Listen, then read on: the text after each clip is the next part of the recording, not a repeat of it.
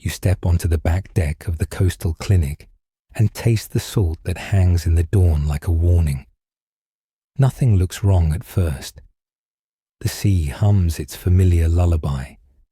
Gulls loop lazy spirals, and the isolation wing glitters with fresh-washed windows. Yet behind you, a corridor vibrates with the kind of hush that only follows disaster. Dr. Marcus Hale, brilliant, magnetic, universally adored, lies dead inside a room designed to keep life safe and germs out. Automated locks insist no one cross the threshold. Air pressure sensors report a perfect seal. So how does a man die unmarked in a sterile bubble? And why do the faces of his colleagues flicker between grief and raw fear? That riddle is yours now, and the surf keeps time like a metronome as you walk toward the glass door. You pull on gloves, feel them snap, and tell yourself a closed room is never truly closed. Air moves. Motives leak. Somewhere, a single detail waits to pry the whole story open. Inside, citrus disinfectant battles the faint scent of ozone, as if cleanliness can bully death into retreat. Marcus rests on a stainless gurney beneath fluorescence that spares nothing. The respirator mask strapped to his face looks caring, until you remember a dead man cannot breathe.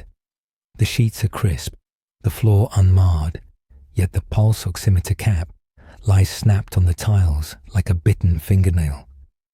You record everything.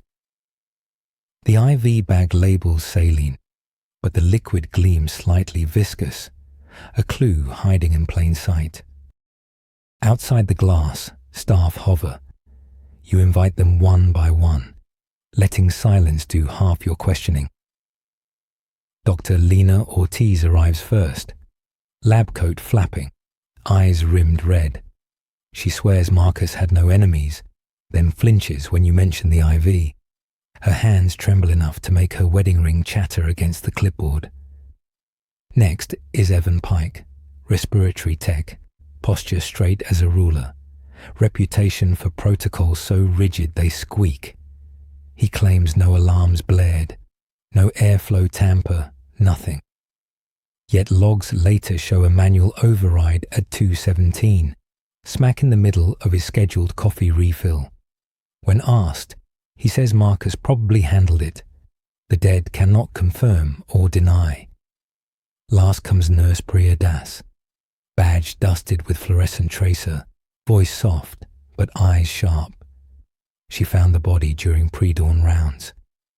Marcus, she whispers, planned to report an ethics breach today, something about unauthorized drug trials. He said the tide was about to turn, she adds, staring past you toward the waves. You can almost hear it, that unseen tide gathering weight. You stalk the hallway afterward, noting tiny betrayals, a fresh scuff on a crash cart wheel, a clipboard missing its pen, a drop of saline crystallized on floor grout. Each hint feels small now, but small things, you remind yourself, become avalanches once gravity finds them. Back in Marcus's office, you find an open textbook, a yellow highlighter balanced like a bridge across the spine.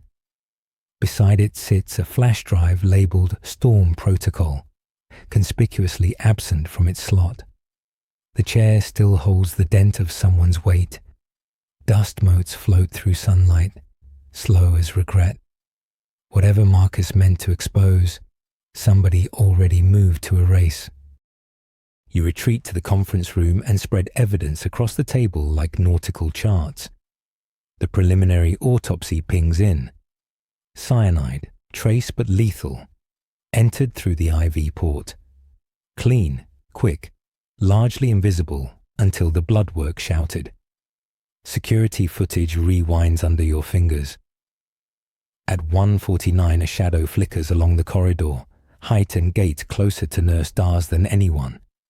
But the timestamp skips 3 seconds, a surgical cut, courtesy of an insider. Motive tightens its net.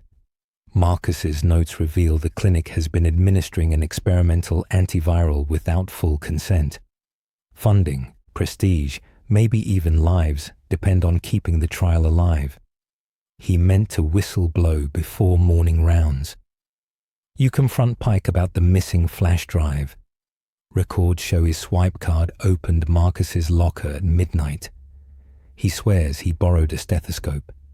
His hands, usually steady, polish invisible smudges off his glasses. He admits no knowledge of cyanide, and indeed, he lacks pharmaceutical training. So where did the poison come from? You pivot to Ortiz. She controls medication access, fights tears when you mention the trials, and speaks of compassionate use. If Marcus went public, her career would drown. Yet her sorrow feels raw, not rehearsed. She offers phone logs showing Pike called her at 2:20, begging assistance for a code tie-in. The logs are blank. Someone wiped them clean. Rain lashes the windows now, turning the sea iron grey. You walk the corridor again and feel a pulse of cool air leaking from the HVAC closet. Inside, taped behind a filter, you find the flash drive, battery light winking its last. Marcus hid it there, trusting airflow above lockboxes. Evidence rarely chooses obvious shelters. Back in the isolation suite, a snag of violet thread clings to the bed rail. The shade matches the braided bracelet Evan Pike shows off whenever conversation drifts to local artisans. A small tug probably snapped it during a brief, wordless struggle as cyanide seeped in. You taste momentum shift, metallic and certain. You gather the three in the lounge where a kettle hisses. You line the clues up like dominoes. Altered logs, missing drive, special order violet thread, cabinet access, erased phone records. Collusion, not coincidence. Pike cracks first, admits he disabled cameras and ventilation alarms so Marcus would panic, hoping fear might buy time to purge patient files. Ortiz confesses to doctoring medication logs, but insists she never intended harm. Das, steady until now, finally breathes a single word, cyanide, and everything falls. Desperation, she says, drove them.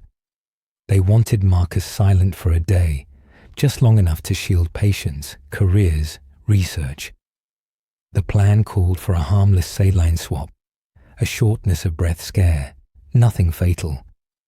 But in a scramble of nerves and identical vials, Das grabbed a red label ampule from the emergency tox kit. One squeeze through the IV port and the clock began its brutal countdown. 3 minutes, no alarms, no second chance. You listen, not with triumph, but with the weary acceptance that heroes and villains often share the same ID badge. Protocol demands next steps. Isolate, report, preserve remaining life. Security escorts them away. Nobody protests. The ocean keeps thundering, indifferent judge. Later, after statements, you stand at the pier while the coroner's van pulls away. Sirens fade, leaving only surf and the low clang of a buoy bell counting sorrow. You roll the rescued flash drive in your palm and imagine regulators scrolling through secrets that might still save future patients. Truth stings, yes, but infection festers when truth is hidden. You picture listeners like you, late-night residents, overworked interns, seasoned surgeons driving home on foggy coastal roads. You wonder what they would have done in Marcus's shoes, or in Das's, or Pike's. Would pressure bend their ethics? Would good intentions excuse one shortcut, then another? The tide licks the pilings, relentless. You decide that ethics are anchors. Lift them in the name of speed, and any ship, however sleek, will drift. As dawn stretches pink across the water, you head back toward the clinic, pockets heavy with evidence and responsibility. A cleanup crew will scrub the isolation suite. Families will demand answers, and headlines will feast on scandal. Yet somewhere in that noise, Marcus Hale will keep whispering that right still means right, even when nobody is watching. Let that whisper travel with you. Let it ride your next shift, hover over your next chart, and remind you that the simplest protocol, do no harm, is never optional. Hold it close, because waves are always waiting to test the strength of every anchor you throw into the sea.